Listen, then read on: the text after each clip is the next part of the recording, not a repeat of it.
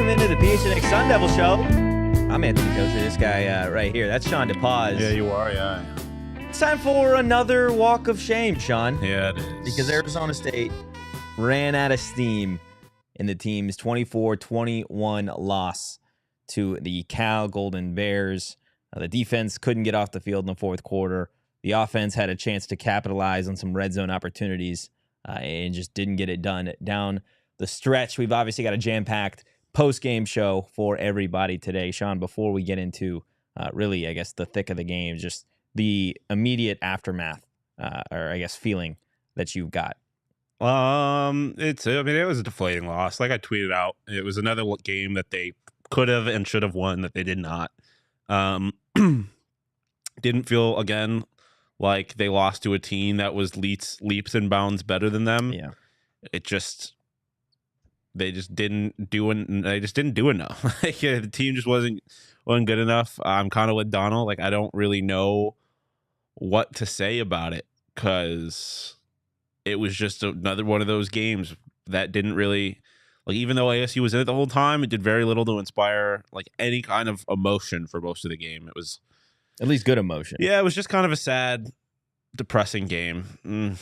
And you could see there have been post-game shows where we've sat here and been like, okay, this is the few things that you could change to really give ASU a fighting chance.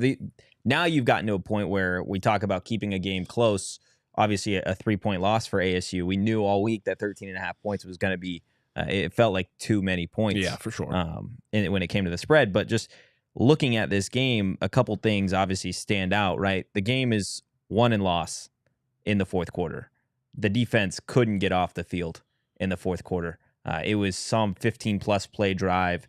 I want to say a 6-minute and change drive for Cal into that fourth quarter. And, credit to their coaching staff for obviously taking note that ASU was already banged up and they took more injuries, especially in that second half to key guys, Anthony Cooper, Chris Edmonds, Trey Brown, obviously. They just got beat up, and Cal absolutely took advantage of it. And then on the flip side, when the ASU defense was able to get that stop at the 1-yard line, the offense kind of stalled midway through that drive with about a minute left in the game, unable to convert that 4th and 4. And it was tough, obviously, the fourth quarter, but a big part of, I think, the story for this game is just the field position that Cal got to start in. It seemed like every single drive, they were at least starting at the 30, their own 30, or somehow getting the ball on ASU side of the field because of a failed fourth down or something like that, or a bad punt, whatever. On the flip side, Cal, they just won the special teams battle in terms of punting. And, special teams rarely, I feel like, is the reason that a team can win a game. And I don't necessarily think that special teams is the reason Cal won this game. But it's hard, if you watch the entire game, to not point out the discrepancy when it came to starting field position. Yeah, I'm really annoyed. I just don't want to. I'm tired of this shit. Punting is just not been good enough on this team. Like you said, I don't think it's enough for it to really affect how this game turned out, but it's still it's just another one of those things that this team just can't seem to figure out for some reason. But I don't know. Ultimately, Cal was better in every way. They first forced a turnover. They scored more points offensively. They were better on special teams, with the exception of that one big EKB return. I don't know. And again, it didn't feel like it didn't. Even though Cal was better, it didn't feel like they were better. I just feel like ASU just wasn't they weren't doing anything. Every time it's ASU put together plays, they put together drives where it was okay, they're clearly the better team here. But they just didn't do that consistently enough for it to obviously lead to a win. I don't know, man. I don't know. I don't really know what to say about the loss of this team anymore, because kind of like you said earlier, I don't really know what I don't know what the problem is. I don't know what the problem is. Someone said in the chat, quiet 344 from Trenton. I don't know if that was actually what he ended up with, but 344. 344. Yeah, it is. I don't know, man. This team is, even when they're good, they suck, and that doesn't really make a lot of sense to me. Yeah, no, it's weird, man. It's so damn weird. I think again, you don't want to put a lot of it. You don't want to put too much of it on the injuries. But this team, man, is absolutely banged up with injuries, and you saw it again. Like you saw offensively defensively how many guys went down, key guys, right? I mean, left tackle hurt. Trent got hurt. There was a point where we thought Conover was going to have to come to the game. Starting middle linebacker hurt. Yep. One of your rotational defensive linemen hurt. One of your starting defensive backs hurt. Yeah, Not to mention they played without Jordan Clark today. Yep. Like it was just. It feels like every single week it is just a truckload of injuries for this team, and they're not injuries to guys that are rotational usually. Yeah. Like the amount of injuries that are affecting this team in the two deep is ridiculous. Yeah, Jacob making a good point too. Like that makes it so much harder to identify. Yeah. What's wrong with this team, because it's like it's so hard for them to gain any kind of momentum and get a really good look at what they're capable of. When every time something happens, every time they start gaining some momentum, something bad happens. And so, yeah, it's one of those things where like I think, maybe if they weren't having all these injury problems, they would be able to win games. But I also think like if the injuries are a problem, but they're not enough of a problem where they can't they shouldn't be able to overcome them. All right, like the guys that are playing are still plenty talented enough to win games, and it's very frustrating. I mean, Scat ended the first half with 19 carries, right? 17 carries, ended with 24, I think. Yeah, 24 carries. Like that's not good enough, and I understand that they were behind, but like they just got again away from the run a little bit too much after Scat was super involved in the first half. I just don't understand. Like I'm having a tough time really understanding some of the rotational situations going in to this game, especially in the backfield. Yeah. With Scat getting 24 carries, like I know he's your bell cow. Kyson Brown got a single carry. No Tevin White today. No Javen Jacobs again. Like there are just I just have so many question marks as to like your team is consistently getting beat up. Yeah. And you want to keep your running back fresh. Okay. I get that. But why aren't we allowing guys like Kyson Brown, Javen Jacobs, and some of these other guys, Tevin White, to just show something, right? To just throw him in there. And at this point, you have nothing to lose, right? You literally have nothing to lose now when it gets to this point in the season, because Cal was your last realistic win, right? Now you've got Colorado, which the score against USC doesn't really tell the full story of that game, but it doesn't take away the fact that Colorado's offense is humming right now, regardless of how bad their defense is. Well, I mean, they put up 6 points last week. I wouldn't necessarily call that humming, but they did have a good output today. Yeah, 41 points against SC today? Had 4 touchdowns, 300-some yards. Like, he was very good today. So you can make the argument that that's going to be a back-and-forth competitive game, but Colorado looks like they're the better team. Then you get a bye week. This team is crawling. Desperate for bye week. Is bear crawling to this bye week. They need it so desperately. And then it doesn't get easier. Then you got Washington. Then you got Washington State. Although, again, last team to beat them. It just doesn't look good. No, it does look real bleak. I don't know, because I don't think the injuries are.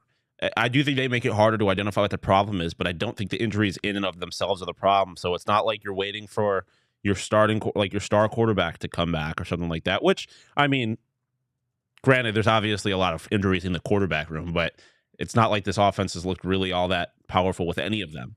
And so it's like there's not a whole lot of reason to think that it's going to get better, other than the fact that it just should, because they are.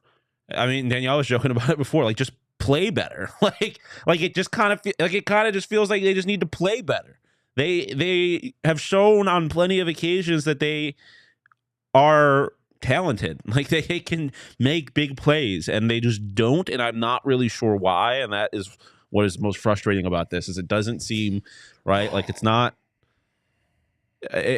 like this was a game where they turned the ball over 8 times. I mean, obviously they had no answer for Ott, the Cal running back, which is frustrating because that offense became super predictable, and they still really didn't have anything, especially in that fourth quarter, anything about it. Yeah.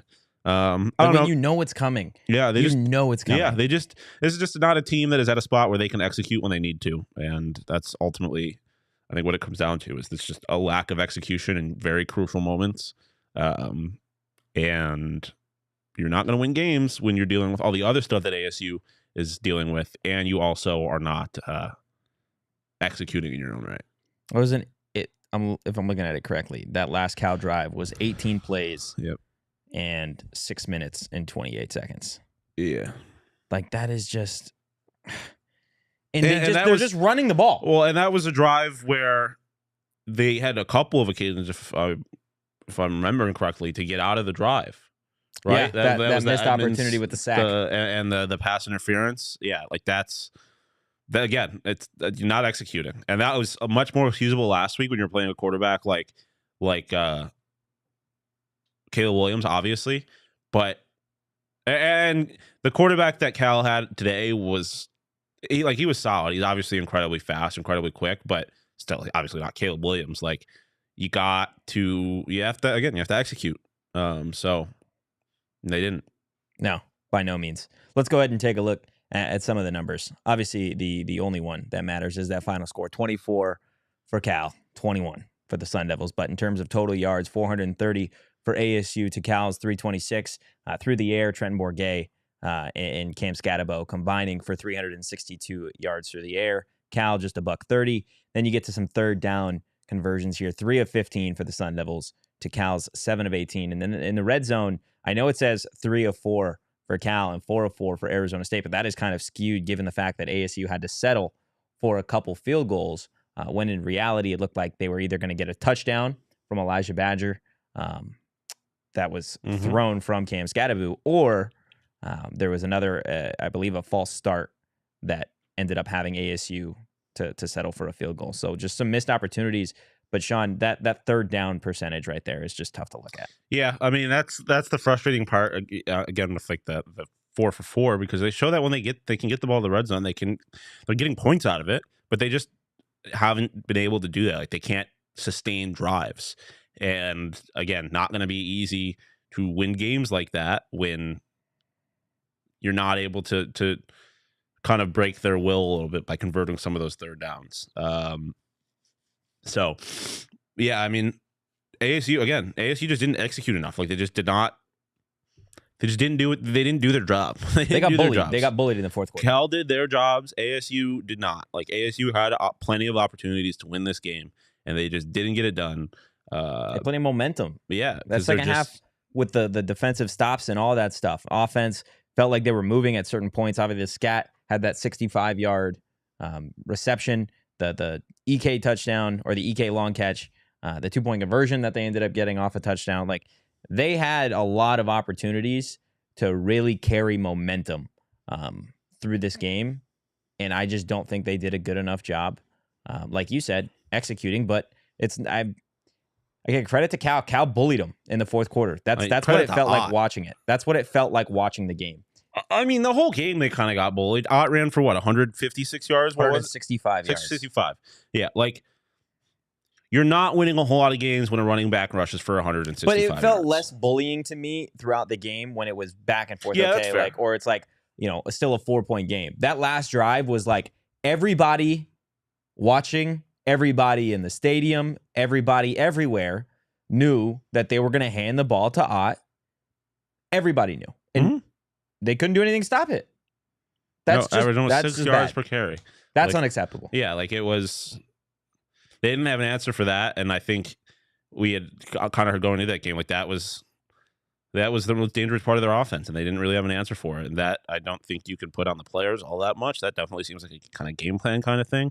Because at a certain point, if they keep on doing the same thing over and over again, and you don't have an answer for it, I mean, I don't think that's on the players. No, you got to adjust. So, it was like a wholesale failure as far as I'm concerned for ASU. Like, I mean, we were listening to some post game sound from Trent right before we went live, and like he talked about throwing the interception in the fourth quarter. Like, obviously, big penalties on the Elijah touchdown that got called back, on that fourth quarter drive with the big pass interference after they were about to get off the field. Like no one, and then again the injuries, which is no one's fault obviously, but it was just really a wholesale failure from ASU, which sucks because there were a lot of moments in this game which were like fucking yeah. Like I mean, Trenton Bourget mossed a linebacker from Cal. That should be the only thing we're talking about right now. That's one of the coolest things I've ever seen. Our quarterback went up and mossed somebody, and then they went 3 and out in that drive. Because again, every time they had any kind of momentum, they shot themselves in the foot and killed it. Just mental errors. Yeah, and that's what's killed this team For a lot years. over the last few years, right? And now, and it seemed early on in the season like that wasn't necessarily going to be the issue, and to see it rear its ugly head again is definitely concerning. So again, I think it's hard to identify exactly what the problem is, but it is certainly easy to identify certain things that are problems, and like that's one of them. So hopefully that's something they can address, and they can, right? Like even if they're not beating these teams, you would much rather see performances like you saw against USC that felt encouraging and felt exciting than this one that even when they felt like they were in it, it didn't feel all that encouraging. So hopefully they can make those adjustments and stop shooting themselves in the foot. Look, there are 3 plays that just absolutely changed this game entirely. You look at the Trenton Bourget interception that put Cal in phenomenal field position to go ahead and add to their lead on ASU side of the field. There's that play. There is the 12 men on the field on offense in the red zone that wiped away the Elijah Badger touchdown. ASU, I believe, ended up either settling for a field goal after a penalty. And then the third one to me is that pass interference. Yeah. When they couldn't bring down Jackson, which was in the fourth quarter of that 6-minute drive. Completely unnecessary pass interference. Man. Like just mental errors. I think that was Edmonds, right? Who got to a receiver. I think it was Ed Woods. Ed Woods was before the ball ever got, like the ball was never getting to him. It ended up getting deflected before it got to him, but after he had committed the pass interference. So another just mental error that this team is clearly not good enough to be able to overcome. Yeah. Right. You saw USC make a handful of errors last week, but that is clearly a team talented enough to overcome those errors. Not the case for ASU. So it's very tough. ASU just did not do their jobs. Yeah. Eric in the chat, I said days before the game that Jaden Ott was one of the best running backs in the Pac-12 and that ASU had to focus on stopping him and make Cal throw the ball. They tried, but just couldn't contain Ott. Yeah, at a certain point, I mean, you look at Jackson's numbers, he didn't do anything crazy. Like, he shouldn't have been the quarterback on the winning side today. I believe he completed 40% of his passes. He looked uncomfortable. I mean, look, you want to find any credit from Brian Ward's defense, it's that they got him moving around. Yeah. Now, sometimes he took advantage of that. Though, yeah. But it's just, again, you got to do better when everybody in the stadium knows that Ott's going to get the ball. And they just simply couldn't capitalize. But ASU had a player of the game themselves. We'll get to that in a second. But first, I want to tell you guys about our friends over at FOCO. They are the leading manufacturer of sports and entertainment merchandise with a product line that includes apparel, accessories, toys, collectibles, novelty items, all of the things. A lot of the toys and stuff that you see in this studio or in the studio that we have over in Studio B, a lot of it is from FOCO. They've got some really, really dope stuff. And playoff baseball is right around the corner, guys. So they've got everything you need in terms of Aloha shirts, straw hats, polos, bags, everything you need for maybe a Diamondbacks postseason game. That could be a lot of fun. Yes, clinch today. Please, for the love of God, let's clinch do today. it. FOCO always has our back for Arizona sports, and they have yours too. Get the best gear around by visiting www.foco.com and using that code PHNX for all non-presale items. Go ahead and use that promo code PHNX for 10% off. I'm fighting for my life over here with an eyelash in my eye. Oh, no. I think we'll be okay. You got this. I believe in you. I'm strong. I'll power through. I wasn't going to lose because I don't lose. That's fair. Even to my eyelash. I'm not going to lose to you either. To me? To you, to the viewers, to anybody. Because you do have a chance to compete against us in our weekly PHNX and NHL Survivor contests for everyone to participate for real money with our family over at Splash Sports. Yeah. You can head to splashsports.com/PHNX and sign up, deposit cash to get started, and it's just $5 to enter. PHNX Weekly Pickaxe Contest and PHNX Survivor Contests. We're going to have contests all year long, so make sure you keep that link handy. Head to splashsports.com/PHNX to join in. We'll have different contests coming out, and we are super stoked to compete with, and more importantly, against all of y'all. So be sure to click the link in our description. Do it. Do it now. Splash Sports. Shawn, there was, for the majority of this game, it felt like there was two players kind of going back and forth that could potentially get bottle service. Before we get to the one that did win bottle service, Trenton Bourget had an opportunity, I feel like, to really change the course of the ASU season on that last drive. Unable to convert that 4th and 4, I believe it was, with about a minute left in the game, although he did have himself a day, passing for over 300 yards. He had the rushing touchdown, the big catch. What did you see from Bourget today? I mean, I just saw Trenton Bourget. Like, it was the Trenton Bourget that I think we came to expect by the time last season came to an end. Just like 344 yards, and like we said earlier, a very quiet 344 yards is just... He does it. It's every time he plays, it's a quiet 350. Yeah, it's exactly yards. What you've come to expect from him. He just, like, by and large, obviously had an interception at a very poor time, but like by and large doesn't really like lose you games. You're going to need big plays from other people to win games. But he usually is not the reason you're going to win game. I mean, not the best game that we've seen from Trenton Bourget by any means, but like it also was still a very strong performance from him.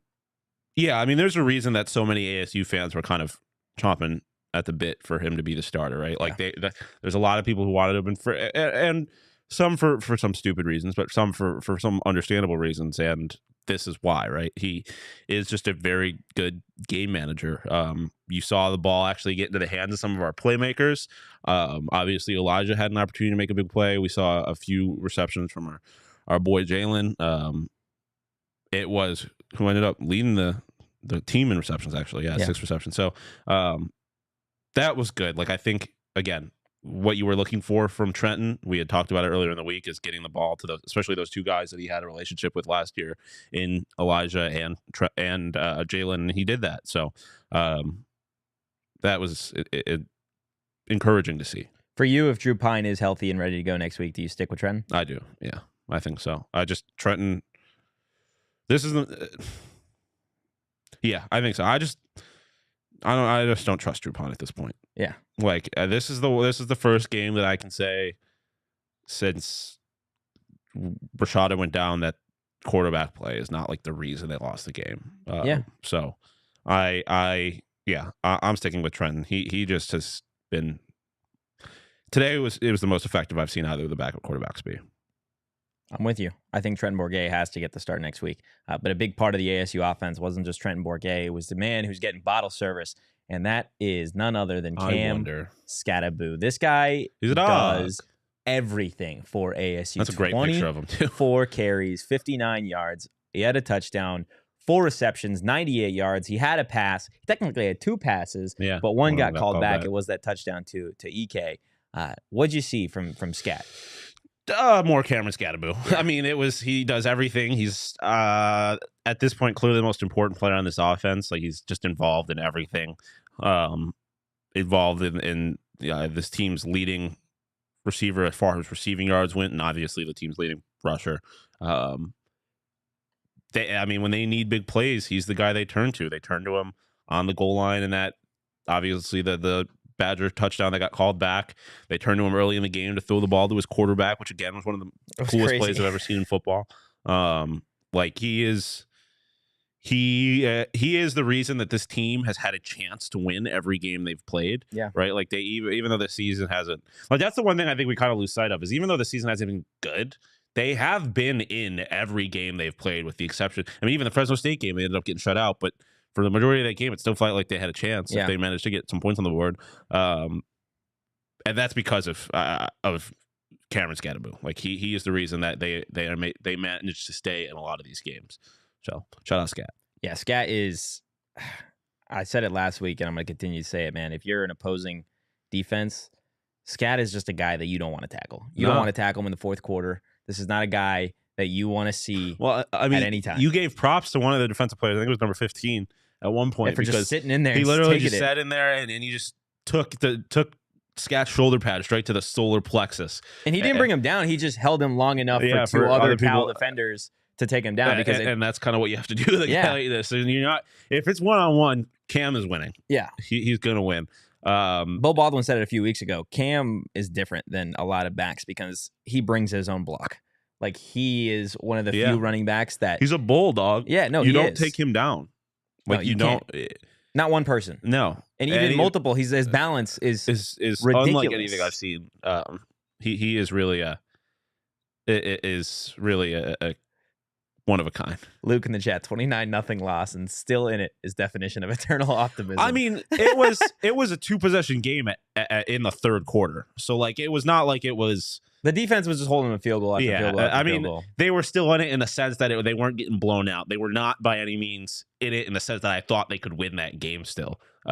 Because if you watch that offense for the first half of that Fresno State game, there was no reason to believe that they were going to win at all. But they have managed to stay in a lot of games. No, absolutely. Scat was a big at least part in the scoreboard of this game, obviously, offensively and moving forward. But there were some other guys who definitely had themselves some solid games, some solid performances from guys that maybe we didn't expect. Let's see this week's Heat Index, starting on the defensive side of the ball with linebacker Caleb McCullough. This is a guy that I feel like ASU fans haven't heard a whole lot about. And the reason that he was really thrust into action this week is because Will Schaefer left the team and entered the transfer portal left the team with intentions to enter the transfer portal. Obviously, Trey Brown went down at a certain point in the game, but the linebacker room is thin, and Caleb McCullough came up multiple times. I can remember specifically that sack that he had, I want to say in the first half on Cal's last possession in the first half, where it ended up being like 2nd and 25 or 2nd and 30 afterwards. But this is a guy that really surprised me and kind of caused havoc for Cal's offense. Yeah. I mean, this is what we had talked about when the news of Schaefer leaving the team first dropped, right? It was going to be an opportunity for somebody else, and you saw that today. I mean, I think one of the benefits of this defense not having a whole lot of star power, especially when guys like Jordan Clark aren't playing, is that it kind of like anyone can kind of step up. And McCullough was that today. Again, they were very much in this game. They gave up 3 touchdowns. Sucks. But again, this was another game where the defense looked as good as they could look, considering the position they were put in, right? Yeah. Again, I don't think they were put in a very good position to stop the run at all. But all things considered, to be in this game while giving up 165 yards to the other team's running back is still a testament to some of the talent that is on this defense. Yeah, McCullough, 7 total tackles, 3 solo, 1 sack, 2 TFLs, 1 pass breakup, and a QB hurry. He definitely stuffed the stat sheet. Moving to the offensive. Shawn Mallory, 4 TFLs. Shout out. Yeah, he had himself a game too. And really, that was from the start of the game too. But offensively, some guys that definitely deserve some love as well on that Heat Index. Gio Sanders, really from the start of this game, Gio felt like a security blanket for Trenton Bourguet. They used him out of the backfield, which is, I think, the first time we've really seen him do that. But it was nice to see a wide receiver not named EK or X kind of carry the offense or do a little bit of something. Yeah, but again, I don't think it's a coincidence. This is a guy that was on the roster last year. Yeah. And a guy that Trenton knows a little bit. I think, again, that was one of the things I had said kind of coming into this game is looking at him to go to those guys that he had a connection with last year. And obviously that was more geared towards Jalen and EK. But yeah, Gio falls in that camp too, obviously, and that's, I think, part of why you ended up seeing him have a big game, right? Second in the team in receptions with 5, 33 yards. I just think you had a number of guys that Trenton knew he could trust in a system that he probably hasn't had a whole lot of time to get comfortable in. Or he's had time, but like considering the injuries and everything getting tossed around, like there's been no consistency there. So for him to have somebody like Gio today was huge. And again, another reason why they were able to kind of stay in this game. Yeah, absolutely. The last person on the Heat Index, somebody we've already talked about, Trenton Bourguet, all reliable. I mean, I think last year or leading up to this year, we were doing quarterback comparisons, and he just reminds me so much of Kirk Cousins. Like he just does enough. He does enough. Obviously, it wasn't enough today for ASU to get the dub, but like again, it felt like a game where it wasn't. I know there were missed opportunities, some very untimely, tough plays for ASU and Bourget. But it never felt like he was the reason that this is the team. This is the guy that lost the game for him. No. Yeah, I really wish he hadn't thrown that interception late because it would have been a lot easier to say that. I do still feel like it's true, but yeah, no, I mean, again, like we said, I think Trenton should hold on to this job until he gives you a reason to give it up or to take it from him. And I don't think that's by any stretch of the imagination what you saw today. Like, again, you saw a quarterback that did until that interception, at least did what he could to keep the team in the game. Yeah. And again, I think at a certain point they are going to need more elevated quarterback play. But for the situation they're in right now and what this team is right now, like, Trenton did more than enough to give this team a chance to win. I think that's a perfect way to put it, is he gave the team a chance to win, where in previous weeks, depending on the quarterback play, it felt like it's almost, it was hindering their ability to win. Jacob in the chat, one positive, this team refuses to let obstacles slow them down. They go out there and they play hard. I agree, and I think Kenny has said on multiple occasions, specifically this week, that nobody cares about your circumstances. Mm-hmm. Nobody cares about the amount of injuries. I will say, it's great that they're not letting the obstacles slow them down, but Kenny will be the first one to tell you that's not enough. You got to go. This is a results-based industry. You win, or there's everything else. The obstacles have kind of slowed them down, though. They're 1-4. Like, it's not. They just aren't in a great place right now. But I mean, yeah, they are a team that clearly tries to play hard. I don't think at any point you could argue that like guys have been giving up on this team or and anything like that. But it sucks to be like at the end of a game, you're 1-4, and to be like, they played hard. Yeah, like it's not really a time for moral victories. No, you win, and then there's everything else when it comes to sports. Yeah, right. Like I think the Colorado game, someone asked Shador about how, like, if they're encouraged about how the offense kind of came to life and fought back, and he was like, who cares? We lost. Those are my favorite questions, because those questions come from media members that have never played. They always come from media members that never played like competitive sports or played football, where it's just like at the end, they don't care. These players literally do not care about their numbers. They could give two shits if they had 400 passing yards, 4 touchdowns, and still lost the game. Yeah, I think most players would say they'd rather do nothing and win than do everything and lose. But yeah, I mean, I don't know. It doesn't. The rest of the season doesn't look great, but at the same time, like we talked about it earlier in the year, teams always due for one. And again, I think this team is in every game, so it just seems like it's bound to happen where they have a week where things do go their way, and as opposed to actively working against them, like it seems like they have been, and they'll surprise somebody with a win. And again, you always got the Territorial Cup to look forward to, and I still believe that this is a team that can compete against U of A. So it again, hopefully, as the season goes on, things just start getting a little better. I think that's all you can really hope for at this point. I still feel like they'll find a way to win a game somewhere. I'm not sure where it will come. I don't have good reason for it. This will be the last game. Feel it in my heart. I picked them to win. I might pick them against U of A. We'll see how the rest of the season goes. But other than that, yeah, I mean, if they had won this game, I probably would have picked them over Colorado. But considering what Colorado did today and what ASU did today, I'm not going to feel good about doing that. That would just be massive hater energy if I did that. So, yeah, I think we'll see about U of A. But, and I mean, I don't know, because if they end up playing a team that ends up having injury problems, that doesn't end up having a starting quarterback or something like that, then it might change things. But yeah, as it stands right now, of course, they're not going to be favored for the rest of the season. So look, the nice thing about a noon kickoff is that we're not doing a post-game show at 1 o'clock in the morning. I get to go home and like do things. We get to go home, maybe take some OGs, yes, and that's what I meant by do for things. the rest of the day leading into NFL Sunday tomorrow.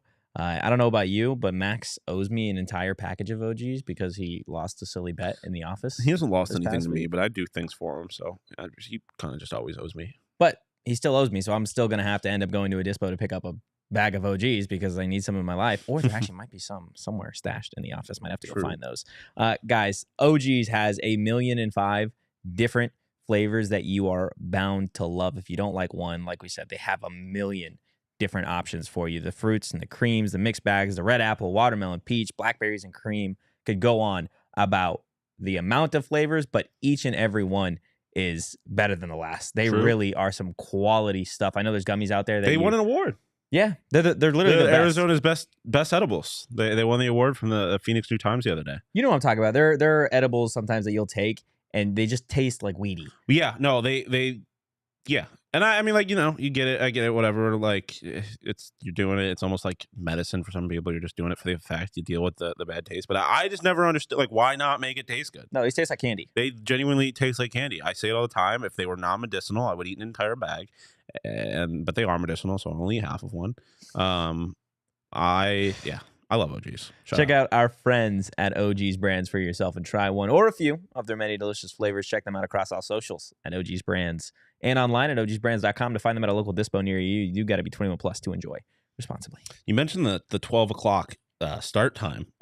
The year gets later, weather gets cooler, but the sun still shines, so there'll be a lot of earlier games, but out in the sun, and a lot of home games still to come for the Sun Devils. So if you're going to be out at Sun Devil Stadium, make sure you pack your sunnies, your sunglasses, and if you're going to, you got to get them from Shady Rays. Best sunglasses you can get, not only because they're cost effective, but they're also resilient as hell. And even if they weren't resilient as hell, they've got one hell of a guarantee for you. So if you break them, you lose them, you call up Shady Rays, they're going to replace them. No questions asked. And if you're, you know, an in-person shopper, you want to try them on, you can head out to the brick and mortar location at Kierland Commons out in Scottsdale. We love our family over at Shady Rays, so make sure you check them out. And exclusively for our listeners, Shady Rays is giving out their best deal of the season. You can go to shadyrays.com and use code PHNX for 50% off 2+ pairs of polarized sunglasses. Try for yourself. The shades rated 5 stars by over 250,000 people. We're going to get back to the game here in a second, but did you see what's going on with the Baylor UCF game? I did not. Did you see that Stanford was beating Oregon? What's the score? It was 6-0. So they just started? No, it's the second quarter. And it's 6-0? Yeah. What the hell? ASU might be the worst team in this conference because Stanford likes trying. Stanford does try too. I'm glad we don't have to play Stanford this year. I'm just gonna say that because there's no win. Like you could win that game and then it's like cool, you beat Stanford, or you lose to Stanford for 2 weeks in a row. Like I'm happy we don't. I just want to win, man. But back to the UCF game. I guess UCF was. Let's see. I'm just gonna read Brett McMurphy's tweet. Okay. I've seen hundreds, thousands of games and have never witnessed what Baylor did, trailing UCF 35-7 with 4 minutes remaining in the third quarter. Bears outscore UCF 29-0 in the final 19 minutes for a 36-35 win. Holy shit. Could be worse. Could be that. That does suck. I'm sad that Georgia won. Georgia. Oh, damn. 27-20 over Auburn. That's worse, right? If you lose, this loss is better than leading 35-7 with 4 minutes in the third, right? And then losing. I'll say this. Yeah, no, that's brutal. That's terrible. Because I know a lot of ASU fans are haters, and while I don't necessarily agree with you on this particular stance, I can always appreciate a hater. Jaden Daniels, LSU Tigers losing to Ole Miss 28-21. Ole Miss has the ball. 2 minutes left in the first half. Go look up a highlight of Jaden Daniels fumbling the football. He got stood up. You could probably just look up Jaden Daniels on Twitter, and that's ball went back like 10 yards. It was kind of fun. That was tough. But yeah, Shawn, it is time for aftertaste. What was fired into the hole below your nose today? The hole below my nose. Good thing I don't have any piercings, because then there could be like a hole right here. No, that's that fair. would have been really painful to force anything in that hole.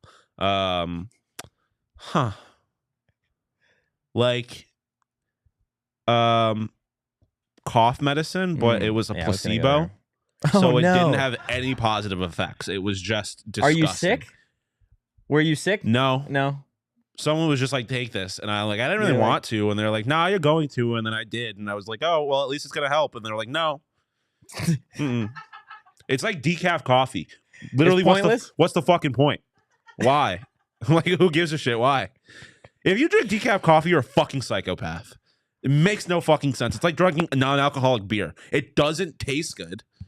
What is your fucking deal? But you can acknowledge that some people probably like the taste. Coffee is a little different because coffee, I like to smell. Even like the warmth of it wakes you up. Non-alcoholic beer is crazy work. As somebody who drinks Decaf coffee. I from knew time to that. I time. knew somebody had to. Sometimes I can't handle the caffeine. Then what's the point of the Because coffee? Then? coffee's good. I guess coffee I can understand a little bit more. Non-alcoholic beer does not make any sense to me. Oh, Tina's here. Well, you know what was forced in the hole below my nose? You know what this tasted like, Tina? Piss. Yeah. There you go. Just for you, Tina. Sorry, Tina. I don't know what this tasted like, man. This tastes like. Can I interest you in O'Doul's? No, this tasted like wood chips. It's just painful. It doesn't belong in your mouth. How much wood would a woodchuck chuck if a woodchuck could chuck wood? That's one of the all-time greats right there. One of the all-time greats. Wayne Gretzky and the woodchuck sentence. All-time greats. No, it definitely tastes like wood. It's just it doesn't belong. You're like, why am I tasting this? This should not be something that I'm eating. It's like it's like when you walk into a hotel or into a Home Depot and the air just kind of tastes like sawdust. Yeah. You're like, I don't really belong here. Yeah. Yeah. That's exactly what this was. Yeah. It's like I'm gonna go take myself to the paint section. This kind of sucks. Bright and colorful, and it's the only area here that doesn't scare me. Sorry, Tina. We had to do it. Just for you. Oh man, let's go ahead and take a look at the fan flick of the game. This was ASU's first road game of the season, only 4 on the year, and we've got this one from, I believe, New England Devils. Yeah. On Twitter out there supporting ASU at a bar, just having a good old or a grand old time watching the game. Hey man, if you are gonna watch ASU, you got to be drinking at this point in the season. Oh my god, you have to be drinking. 4 Peaks specifically, whether that be the Wow, whether it be Kilt Lifter, the Hazy, the Peach Ale. This has definitely got IPA written all over it. Give me that high ABV. Give me the juicy flavor. Love me some juice. Never thought I would see that comment in my life. Wood greater than piss. Thanks, Tina. Oh my goodness, guys! You know what's greater than all of it? 4 Peaks. There you go. Pumpkin Porter single-handedly is greater than ASU football. Yeah, I thought you were going to say greater than Wood. I was like, no shit. Well, yeah, no. It's greater than anything that Wood can build. How about that? That work? You're thinking. Yeah. You're thinking. I mean. I'm going to just continue this ad before you kind of ruin it by actually giving me something. Yeah, that's fair. Guys, get in the fall state of mind with notes of nutmeg, allspice, and toasted pie crust. Back on the shelves and in draft lines throughout the valley. Visit 4peaks.com/locator to find all your favorite brewery tours and events. Stein holding Oktoberfest and Haunted Brewery tours are right around the corner. Check out at 4 Peaks Brewer, at 4 Peaks Pub to keep up with the latest at Arizona's hometown brewery. You do got to be 21 or older to drink 4 Peaks. And please, Shawn, I'm looking at you. Drink responsibly. I always drink responsibly. Shout out David in the chat saying the real UW, as in Wyoming, is 4-1 now. By the way, go Pokes. Josh Allen. David, you're not a real. We should have like a weekly UW segment, just like checking in on the Wyoming Cowboys. Bring in David. Just because. Yeah, because Wyoming's like the most random school on the face of in all of Division I football. Wyoming. Yeah. Shout out Xavier Valade. Shout out Josh Allen. Imagine if they're on the same team. That'd be pretty cool. That would be really cool. Josh Allen plays tomorrow. He does. Make some money on it. Actually get some solid value if you bet on the Bills on BetMGM because obviously they're favorited, but they're playing the Miami Dolphins, who the Dolphins of Miami.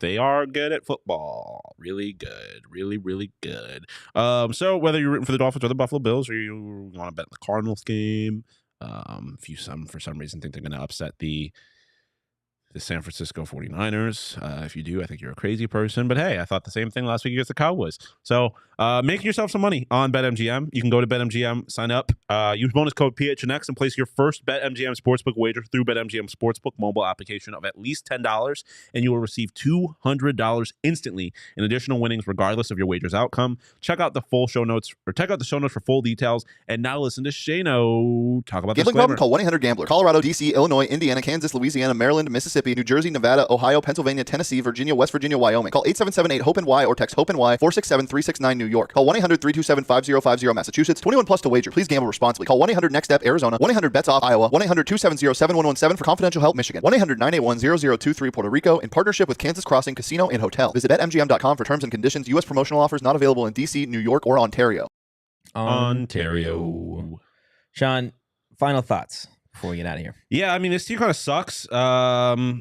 is kind of my thought. Like, it's just not. There's not a whole lot to be excited about right now. I don't really know where to go from here. So the only way is up. Yeah, I mean, that's kind of what I got to keep telling myself, and the fact that Rebuilds are tough. yeah, I just the thing that's so frustrating about this team is that I don't think they are bad. They're just playing bad, and so it does I keep going into every week with this feeling of like if they can put it together, they can play with a lot of the teams, and not everybody, because there's a lot of really good teams in this conference. But they showed against USC. You know, they can hang with USC if they're doing all the right stuff. But it does feel like they have to do all the right stuff. I disagree with what he said earlier about not having dogs in this team, but I do agree with Saul in the sense that.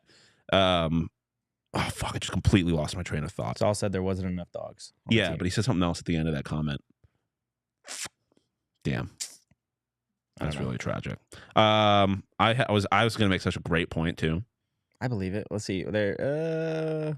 Oh yeah, they need to play perfect and definitely clean to have a chance. Yeah, like it is really what this feels like, and so that's the frustrating part. Is that like it doesn't feel like they are just like it doesn't feel again. I'm going to use this opportunity to take a shot at U of A. It doesn't feel like those U of A teams. It doesn't feel like there's no hope and that every week is going to be bad. Your only chance of winning is a team that has half of the roster decimated by COVID. Like, it doesn't feel like that. It felt like they could have won this game. It felt like they've had a chance in every game they've played, and that's what's so fucking frustrating about this team. It is disappointing that they don't. As far as the grand picture is concerned, I don't like. Yeah, it rebuilds take time. Like someone made a comment earlier about Ray not being able to acquire talent that can perform consistently. Like, that just makes no fucking sense. He's not recruiting, and if you're talking about the coaching staff, it's been 4 fucking games, so relax. If you have a problem with the coaching staff, it's been 4 fucking games, so relax. As far as the roster is concerned, like, it takes time to rebuild. Colorado had a little bit of a head start because of who their head coach was, but you're seeing right now they're not a fully fledged roster that's going to be able to compete with the top of this conference. Like, rebuilds take time. So I think the program is going to be okay, but right now it's just tough. Jose said, Shawn, be honest, you didn't think the Cardinals or ASU would compete at all? I did not think. No, I didn't. Did I say that I thought they would? I didn't think the Card. If you're talking about last week, hell no. I thought ASU was going to compete in this game, but last week I didn't think ASU was going to have a damn chance. I thought they were going to lose by 50, and I thought the same for the Cardinals. I was happily wrong about both of them. I can't top your last point. So on that note, guys, if you enjoyed the content, give us a follow at PHNX _ Sun Devils. You can follow me at Anthony _ Totri. You can follow this guy right here at Shawn _ DePaz. Begging like Bobby as always. I don't know what I'm begging for. I'm begging for likes, but I'm just begging for something. Just please. I'll see you guys Tuesday at 2 p.m. But in the meantime, peace.